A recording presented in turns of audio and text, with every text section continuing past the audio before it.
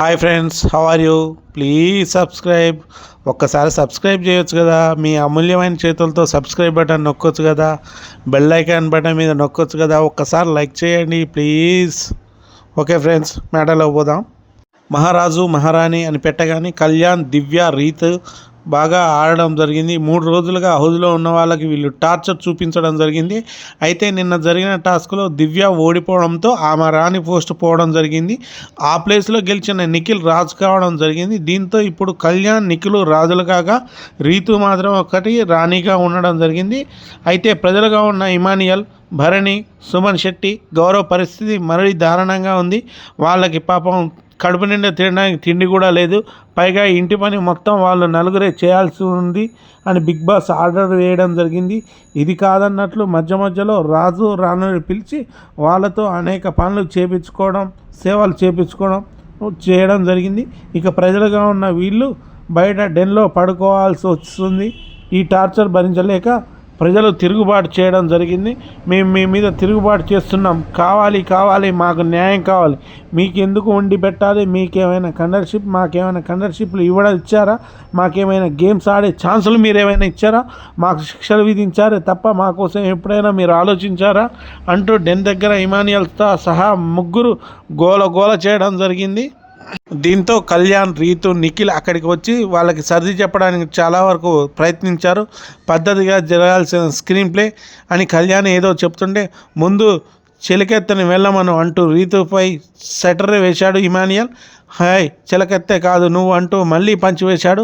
రీతు చౌదరి కొట్టడానికి ట్రై చేయగానే మా హక్కులు మాకు కావాలి, రాజ్యంలో అందరినీ సమానంగా చూడాలి, మీరు తినేదే మేము తింటాం, మీరు పడుకున్న చోటే మేము పడుకుంటాం, అలాగే లేదంటే వేరే రాజ్యానికి వెళ్ళిపోతాం, వలసెళ్ళిపోతాం, అక్కడ కలిసిపోతాం అంటూ నినాదాలు చేశారు.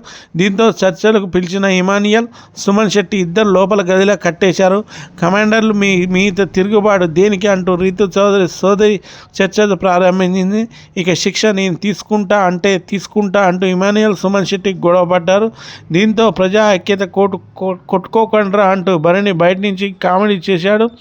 అంతకుముందు సంజయ్ హౌస్లోకి ఎంట్రీ ఇవ్వడం జరిగింది. గత సీజన్లో కూడా ఆయన హౌస్లోకి వచ్చి రకరకాల వంటకాలు చేయడం, రుచి చూపించడం, ఈసారి తన తోటి ఫిష్ను తీసుకొచ్చి హౌస్లో అందరికీ వండి పెట్టారు. ఇక్కడ మహారాజులు, రాణి తిన్న తర్వాత కమాండర్లు కూడా తినేశాక ఏదైనా మిగిలితే అది ప్రజలకు పెట్టాలంటూ చెప్పడం జరిగింది. అయితే తనుజ, డిమాండ్ పవన్ మధ్య చిన్న గొడవ జరిగింది. నిజానికి అక్కడ అంత గొడవ జరగాల్సింది పెద్దగా ఏం లేదు, కానీ తనుజ దాన్ని కావాలని పెద్దగా ఇష్యూ చేసినట్లు ఆడియన్స్కి కూడా, మనం చూసే వాళ్ళకి, బిగ్ బాస్ అభిమానులు కూడా అనిపించింది.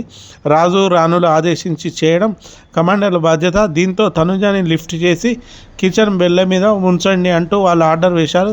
దీంతో సరే అంటూ తనుజ దగ్గరికి లిఫ్ట్ చేయడం మాట పక్కన పెడితే జస్ట్ టచ్ చేయకుండానే మ్యాన్ హ్యాండిలింగ్ అంటూ పెద్దగా మాట వాడేసింది.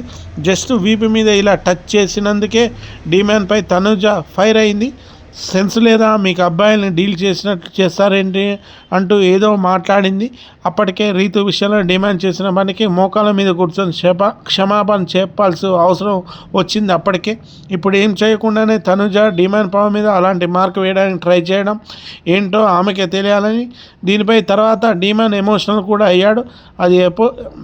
అయితే ఈ విషయంలో డిమాండ్ తప్పు ఏం లేదంటూ చాలామంది అంటున్నారు. టచ్ చేయడమే మ్యాన్ హ్యాండ్లింగ్ అని చెప్పిన తనుజ అంతకుముందు ఇమానియల్ని మెడపై పట్టుకొని లోపలికి తీసుకెళ్ళింది. మరి దీన్ని ఏమంటారు, ఇది మ్యాన్ హ్యాండ్లింగ్ కదా అంటూ ఆడియన్స్ అడుగుతున్నారు. ఇక ఈ విషయం పక్కన పెడితే అంతకంటే ముందు రోజు డిమాండ్ పవన్ ఒక టాస్క్లో అవుట్ అయ్యాడంటూ తనుజ పెద్ద గొడవ చేసింది. ఆ సమయంలో డిమాండ్ పవన్ మాట్లాడుతుంటే దానికి తనుజ ఇచ్చిన రిప్లై చాలా వైరల్గా మారింది. ఆడు నా మీద 4 బాళ్ళు ఆడు ఎందుకు చూస్తున్నావు, మీ అందరు కలిపి నా మీద వస్తారా ఏమిటి అని చూడకూడదు అని గోదావరి అసలు నార్మల్గా చెప్పాడు డిమాండ్. దీనికి మీ ఇద్దరు కలిసి నీ మీదకి వస్తాను, నువ్వు మాత్రం చూస్తూ నిల్చున్నావు కదా, నువ్వు బాల్స్ వేయట్లేదు కదా అంటూ వెక్కిరిస్తున్నట్లు తనుజ కూడా గోదావరి భాషలో ఎక్కిరించింది.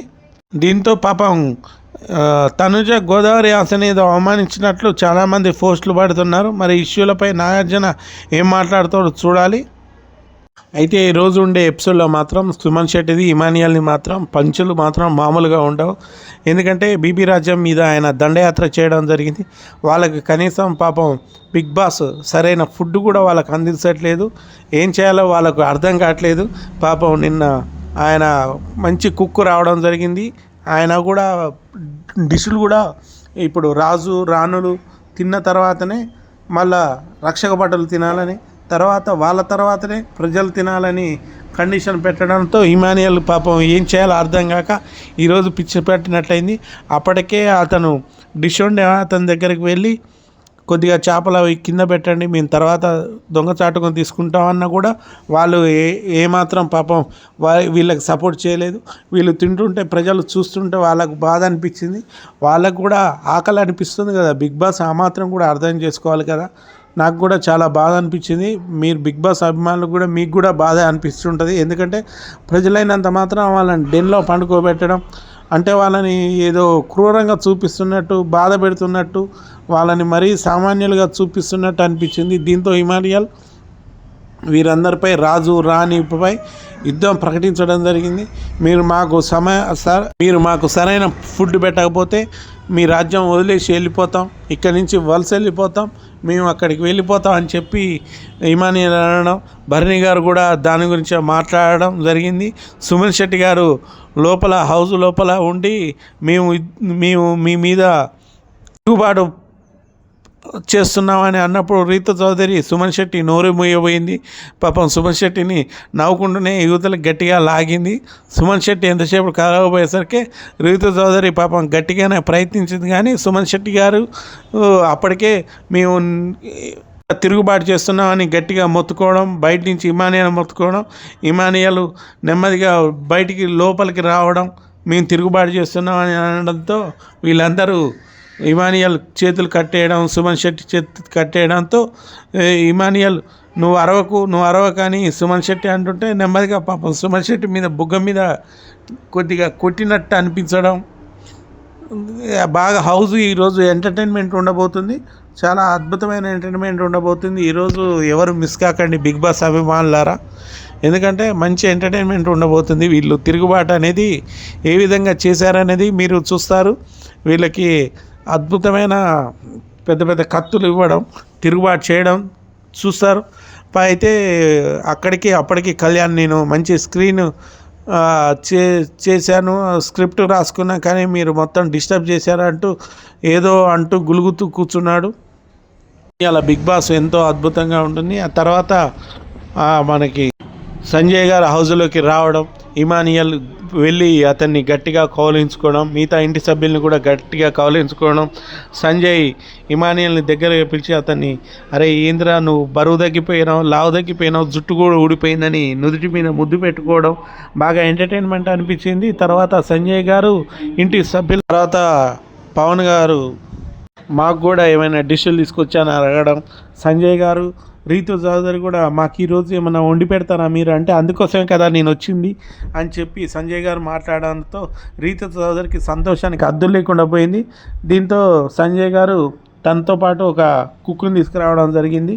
ఆయన రకరకాల మంచి డిష్ను వండి పెట్టడం జరిగింది. వీళ్ళకి చేపలు ఫ్రై చేయడం ఇట్లాంటి రకరకాల ఫుడ్లు.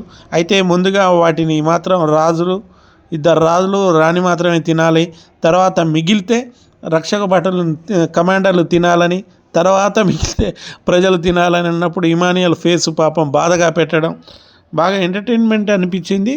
కానీ వాళ్ళ బాధ కూడా అనిపించింది. ప్రజలు పాపం ఏమీ లేకుండా పాపం వాళ్ళకి ఏమీ దక్కలేదు కూడా నాకు. సరే friends, please subscribe my channel, please like my videos.